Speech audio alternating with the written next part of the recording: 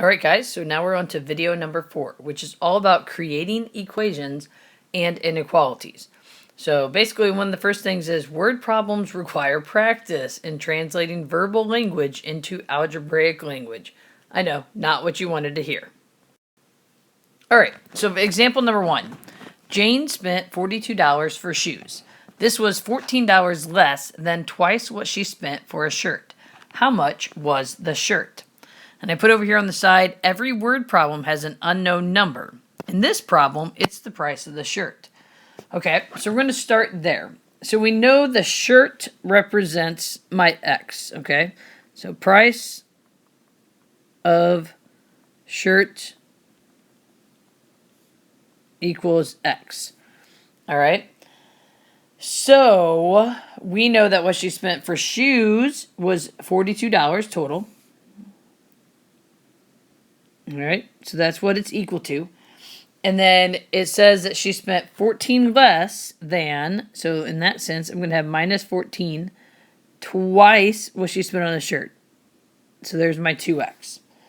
All right, so I took those words and I put them into algebraic. And since it was $14 less than twice what she spent for a shirt, shirt is the x, so 2x minus 14 is equal to 42. Now you should be fine. And do this like you've done other problems. So we're going to add 14 to both sides, which gives us 2x is equal to 56. We're going to divide by 2. So x is equal to $28. So when it asks this question, how much was the shirt? The shirt, you could even do this. Write a sentence. The shirt cost $28. Example 2. There are B boys in the class. This is 3 more than 4 times the number of girls. How many girls are in the class? Okay, so we know that B is over here. There's B boys in the class. And now I'm going to use a G for girls. And we know that there is 3 more than 4 times the number of girls. So 4G plus 3 is equal to the amount of boys. Now it asks me how many girls are in the class. Now, notice this has 2 variables, so we're going to have variables in our answer. But we've done this. So if I'm solving for G, so solve for G, I'm going to subtract 3 from both sides, which gives me 4G is equal to B minus 3. And then I'm simply going to divide everything by 4. So girls would equal whatever the amount of boys are minus 3 divided by 4 would be my final answer. All right, example 3 says, the sum of 2 numbers is 84, and one of them is 12 more than the other. What are the 2 numbers? So in this problem, we are asked to find 2 numbers. Therefore, we must let x be one of them. So we're going to have an x. Then x would be the first number. So then we know that the other one is 12 more. So the second number would be x plus 12. Or you could put 12 plus x. Either way is fine. And so then now it says that the sum of the 2 numbers is 84. So we know when we add these together, it equals 84. So we're going to take x plus 12. All right. Now we're going to combine our terms. Combine like terms. We have an x plus an x, which is 2x plus 12 is equal to 84. Now we're back to the good stuff we've been doing a ton of. Subtract 12 from both sides. And we have 2x is equal to 72. Divide by 2. Divide by 2, and we get x is equal to 36. So then we know by plugging it back in up here to this and this, x is equal to 36, x plus 12 is equal to 48. And you could do a quick check by adding these together to see if they get to equal 84, and they do.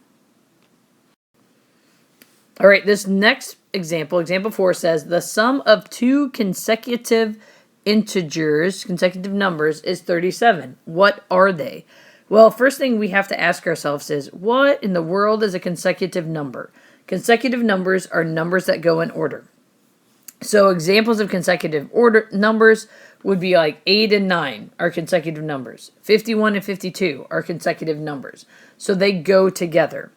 Okay, so here's how we do this. Every single time you see the word consecutive and doing word problems like this, your first number, you're going to call plain old X, because you don't know what that first number is. Your second number, if we're just talking about consecutive numbers and nothing more than that, is always going to be X plus 1. So this said the sum of two consecutive numbers. So we're going to add these together. We're going to have X plus 1 is equal to 37.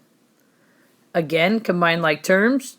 2x plus 1 is equal to 37. Go back to what we've done. Subtract 1, subtract 1.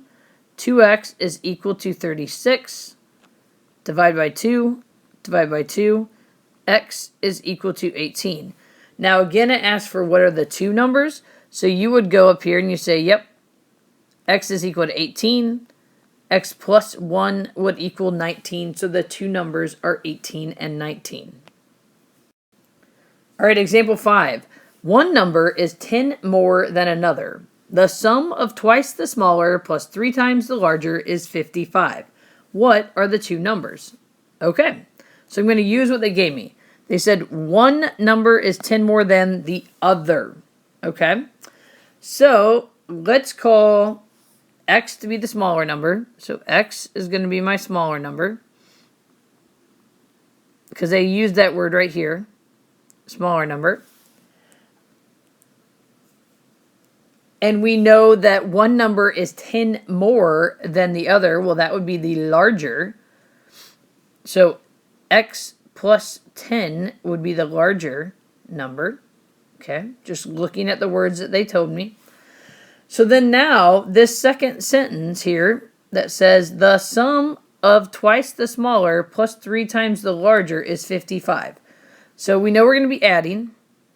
And we know when we add them together, they equal 55. And it says twice the smaller. Well, my smaller is X, so twice the smaller is 2X. 3 times the larger, so 3 parentheses X plus 10, because right now I haven't dealt with that yet. Okay, so now I've got to do some math here. So my 2X stays. I need to distribute this. So I get a 3X plus 30 is equal to 55. Combine like terms, and I get 5x plus 30 is equal to 55. Subtract 30 from both sides, and I get 5x is equal to 25. And of course, divide by 5, and I get x is equal to 5.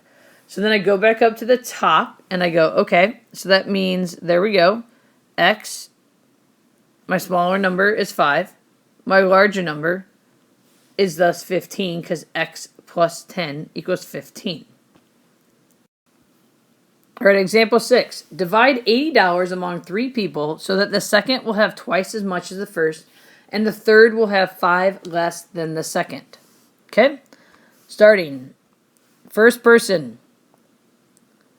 First person is going to be my x, because I got to start. The trick is to make sure the first person is the variable x. Second person, what do we know about the second?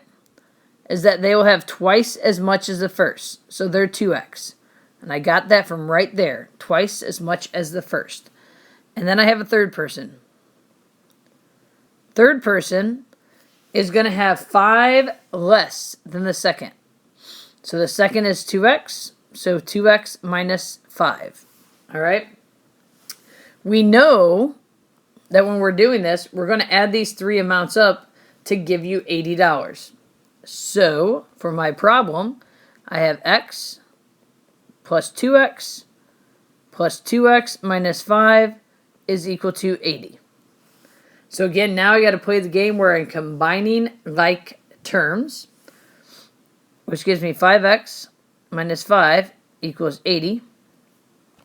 Go ahead and add 5 to both sides, because what I do to one side, I have to do to the other. 5x equals 85. Divide both sides by the 5, and you're left with x equals 17.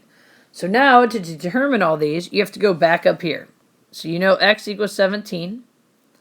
So they get $17, or they have to spend $17. The second person is in for $34. And the third person is in for $29. Example 7, the last one. The sum of two consecutive odd numbers, so these are going to be very important right here, is 52. What are the two odd numbers? Okay, we talked about consecutive earlier, where 8 and 9 were consecutive numbers. However, they are not consecutive odd numbers. 7 and 9 would be consecutive odd numbers. 51 and 53 would be consecutive odd numbers. So here, our first number is always going to be x. That's not a problem. Our second number is going to be x plus 2. Because to get from 7 to 9, I'm adding 2 to get there every single time. Okay? So I know that the sum, these two words, sum and is 52. So I'm going to add these together. X plus 2 is equal to 52. I am then going to combine like terms. 2x plus 2 is equal to 52. I'm going to do the stuff I know. Subtract 2, subtract 2. 2x is equal to 50. And I'm going to divide by 2. X is equal to 25, which is great because that's an odd number, and I really needed it to be an odd number. So, first number is 25. Second number is 27. And when you add them together, you get 52.